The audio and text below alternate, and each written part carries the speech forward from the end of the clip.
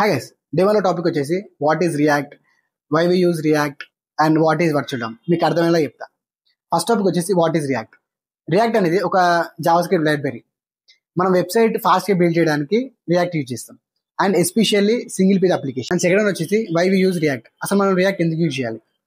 మనం react use చేయడం వల్ల డెవలప్మెంట్ స్పీడ్ కావచ్చు అండ్ పర్ఫార్మెన్స్ అనేది చాలా స్ట్రాంగ్ ఉంటుంది. అండ్ దాంట్లో మనం కంపౌండ్స్ అనేవి రీయూజ్ చేసుకోవచ్చు, అండ్ మనం లార్జ్ యాప్స్ కూడా చాలా ఈజీగా డెవలప్ చేయొచ్చు.